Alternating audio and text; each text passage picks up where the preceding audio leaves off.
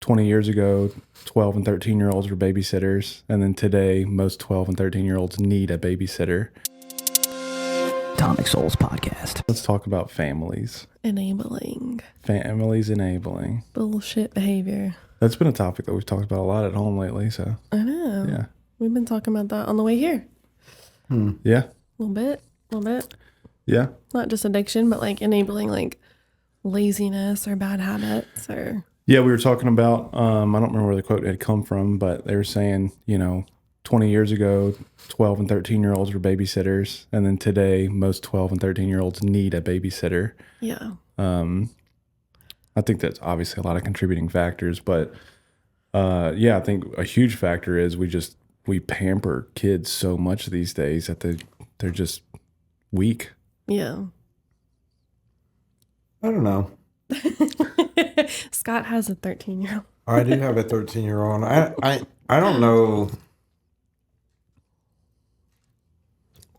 that there's much difference in my 13-year-old and me at 13, but I feel like parents were a lot less helicoptery Exactly. Yeah. back then. So, but I can tell you that I was into everything. I was not where I was supposed to be a lot of times. I was not doing what I was supposed to be doing. If I was left alone, I was no good. I think that's a good thing to some degree, though, because you learn your own limitations and you push boundaries. I don't think it's bad to push boundaries. I think it's bad when it turns into,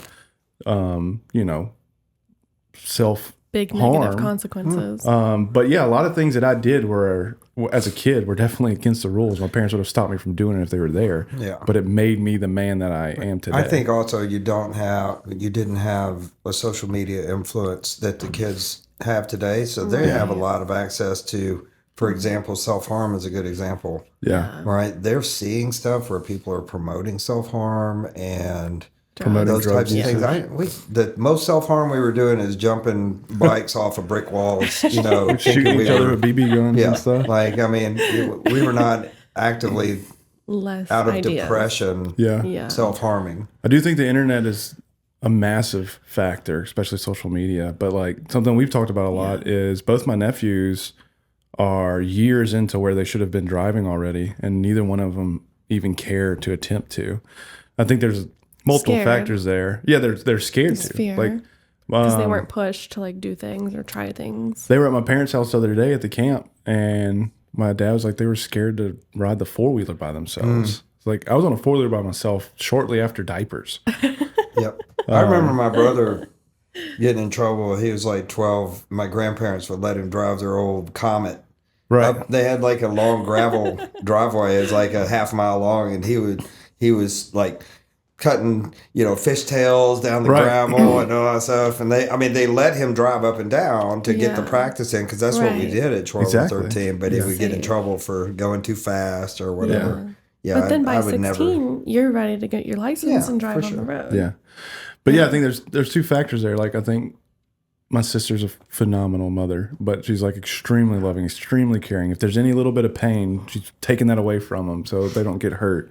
And it's like doesn't really give them the opportunity to kind of become men. Yeah.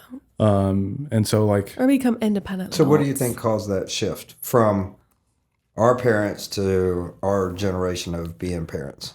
I think life's so easy these days.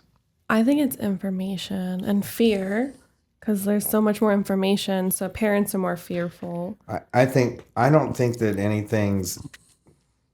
I kind of live in that idea too. Like probably the same stuff's been happening in the world our whole lives, but because we have so much information, it feels like it's 1,000 times more. Yeah. And so it's a lot scarier to these young parents. Maybe so. And, yeah. I think too, Gen X particular, like was so ignored that Gen X parents are a little overcompensating. And so the Gen Z people are like babied and coddled a little too much.